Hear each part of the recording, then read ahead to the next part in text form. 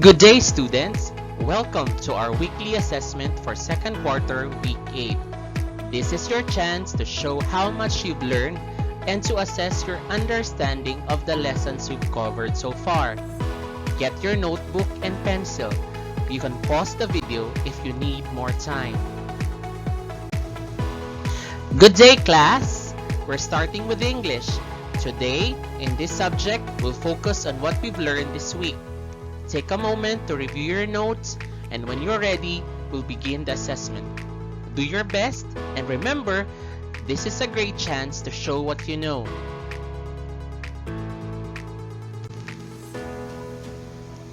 Direction. Read the scrambled words and arrange them carefully to form a telling sentence.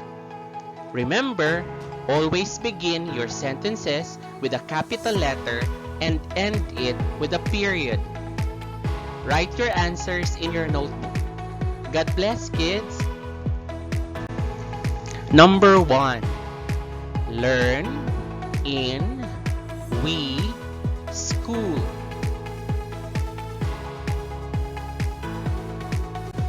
Number 2.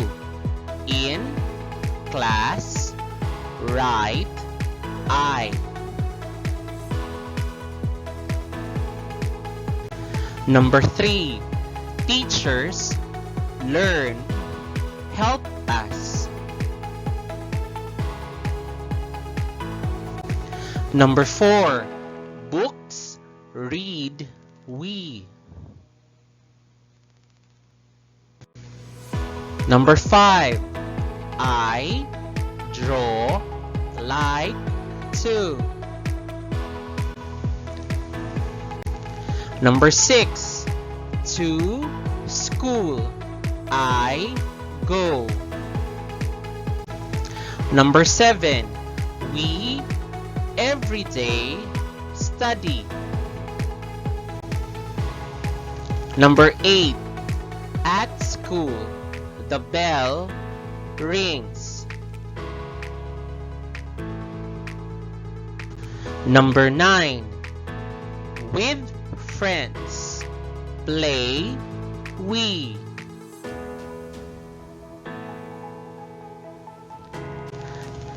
And number 10. At school I read. Great job, children! You've done well with your English assessment. Before we move on to mathematics, take a quick break and get ready for the next challenge. See you in a bit.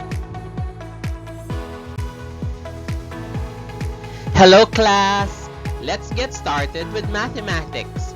Today, you'll show how well you've understood the concepts we've worked on this week. Take your time with the problems and do not hesitate to think carefully before answering. Ready? Let's begin with the assessment. Direction.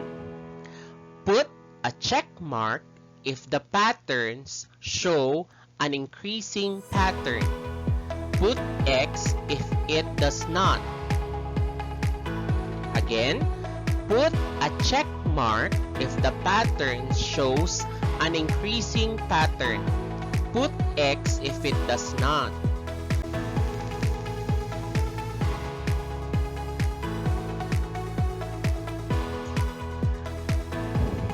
Number 1 shows a tower of triangles. You need to count each to determine if it shows an increasing pattern. Number 2, we have the letters of the alphabet here. We have A, B, C, D, E, F.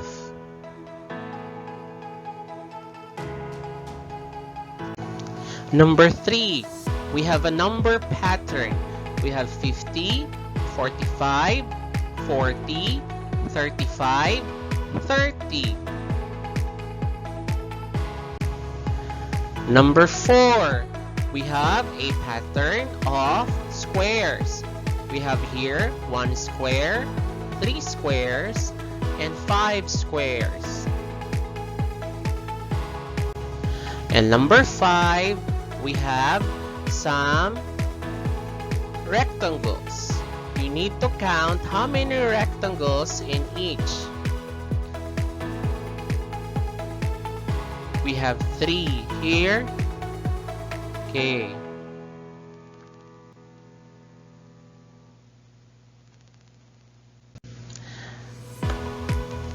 This time, let's have another kind of test. Direction.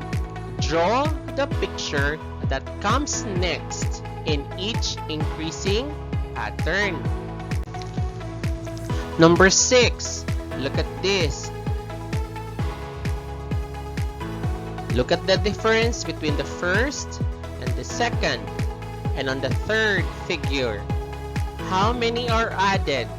And then, write or draw your answer.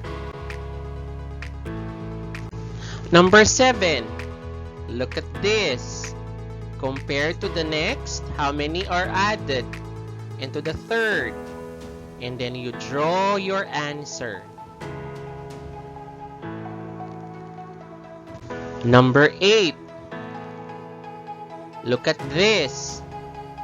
On the first figure, we have 4. Compared to the second figure, how many are added? And on the third figure, how many are added? Okay, then you draw your answers here or in your notebook. Number 9. Look at this. We have blocks. 3 at the first figure. On the second figure, how many are added? Please compare. On the third figure, how many are added? And determine what will be your answer here. Number 10, look at this. Look at the first figure. We have only 2. On the second figure, how many are added? And on the third figure, how many are added? Alright. So, what would be your answer here? Nice work, everyone! You've completed your mathematics assessment. I know some of those problems were tricky, but you have handled them all. Now, let's move on to Makabansa. Get ready to learn something new. Makabansa. Magandang araw sa inyong lahat. Tayo ay magpapatuloy na sa ating asignaturang Makabansa. Ito ang inyong pagkakataon upang maipakita ang inyong pag-unawa sa ating aralin sa linggong ito. Gawin ninyo ang inyong makakaya. Magsimula na tayo. Panuto. Piliin ang tamang sagot at isulat ito sa inyong kwaderno.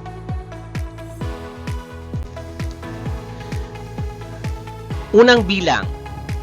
Ano ang ibig sabihin ng alamat? A. Kwento tungkol sa hayop. B. Kwento tungkol sa pinagmula ng isang bagay o lugar. O C. Kwento ng mga bayani. Pangalawa, sino ang batang babae sa kwentong Ang Alamat ng Bahaghari? A. Maria. B. Mira. C. Zaira. Pangatlo, ano ang dahilan kung bakit umiiyak ang ulap sa kwentong Ang Alamat ng Bahaghari? A. Dahil masaya siya. B. Dahil nagalit siya kay Mira. Or C. Dahil malungkot siya sa hindi pagtupad ni Mira sa kanyang pangako.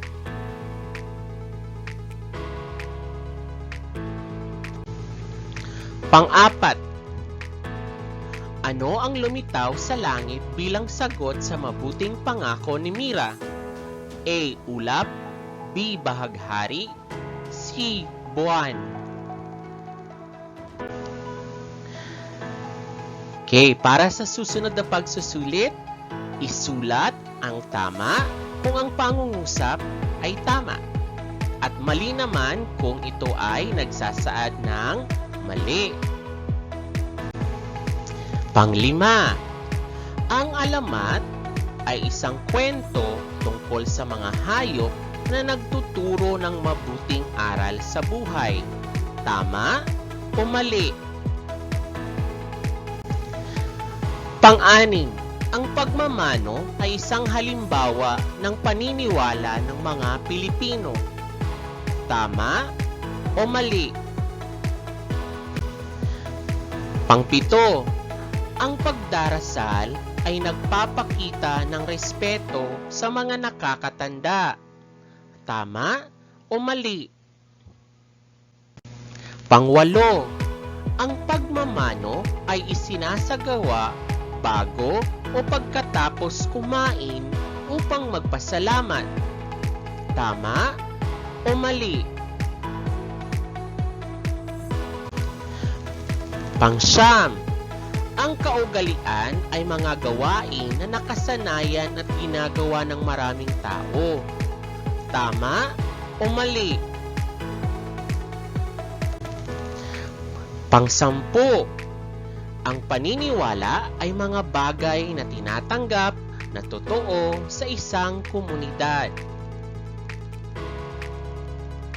Magaling mga bata! Natapos nyo na ang inyong pagsusulit sa makabansa. Nakatutuwa na makita ang inyong pagsisikap. Ngayon, magpapatuloy tayo sa GMRC at matututunan kung paano maging mabuting mamamayan sa ating komunidad. Tayo na! Ngayon, sasagutin natin ang mga tanong sa asignaturang GMRC. Ang asignaturang ito ay tungkol sa paghubog ng karakter at ang inyong pagsusulit ngayon ay magsisilbing gabay kung ano ang inyong natutunan. Maglaan ng oras at tayo'y magsimula na. Panuto. Piliin ang tamang sagot at isulat ito sa inyong kwaderno. Unang bilang. Ano ang tamang paraan ng pagtanggap sa bisita? A. Magtago sa kwarto. B. Magbigay ng masayang bati. O C. Isigaw ang pangalan ng bisita. Pangalawa, ano ang ibig sabihin ng uri ng bisita? A. Kung saan nagmula ang bisita. B. Kung sino ang bisita, tulad ng kaibigan o kamag-anak. Or C. Kung anong damit ang suot ng bisita. Pangatlo, pumili ng tamang sagot. Ano ang tamang gagawin kapag may bisitang kumakatok? A. Magtago at hindi pagbuksan ng pinto. B. Bumati o batiin ang bisita at anyayahin na pumasok. Or C. Sumigaw ng hindi maganda sa bisita. Pang-apat, ano ang dapat gawin kung hindi mo kayang paglingkuran agad ang bisita? A. Hayaan silang maghintay ng matagal. B. Pagbigyan sila ng masayang ngiti at sabihing, maghintay po sandali. Or C. Ipaalis o paalisin sila agad. Panglima, ano ang layunin ng mga bisitang dumating sa inyong tahanan upang magplano ng proyekto? A. Magtulungan sa pag-aalaga ng mga halaman. B. Mag-usap tungkol sa isang proyekto. O C. Pumunta para magbakasyon. Pang-anim, ano ang ibig sabihin ng lugar ng pagbisita? A. Kung saan naganap ang bisita tulad ng bahay, paaralan o opisina. B. Kung anong oras dumating ang bisita. Or C. Kung anong pagkain ang inihain ng bisita.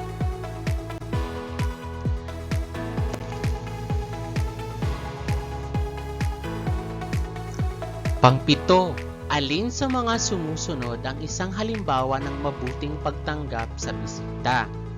A. Pag-aalok ng inumin sa bisita. B. Itali ang bisita sa pinto. O C. Pagpapakita ng malupit na mukha sa mga bisita. Pangwalo, kung may bisita sa inyong bahay, ano ang dapat mong gawin upang mapanatili ang kaayusan? A. Iwasan ang kalat at panatilihing malinis ang paligid. B. Itago ang mga magagandang bagay sa bisita. O C. Ibigay lahat ng gamit sa bisita. Pangsyam, pumili ng tamang sagot. Sino-sino ang mga uri ng bisita? A. Kamag-anak, kaibigan o opisyal. B. Mga tao na hindi kilala. C. Mga hayop na dumaan. Pang-sampu, ano ang layunin ng bisitang dumating upang mag-ensayo para sa sabayang bigkas? A. Makipaglaro. B. Magplano ng proyekto. O C. Magtulungan sa pagsasanay para sa isang aktibidad. Mga bata, natapos na ang inyong pagsusulit sa GMRC. Sana ay marami kayong natutunan. Maraming salamat sa inyong pagsisikap. Magaling mga bata, natapos na ang ating pagsusulit para sa araw na ito. Salamat po. Magpahinga ng maayos at magkita-kita tayo muli sa susunod na linggo. Paalam!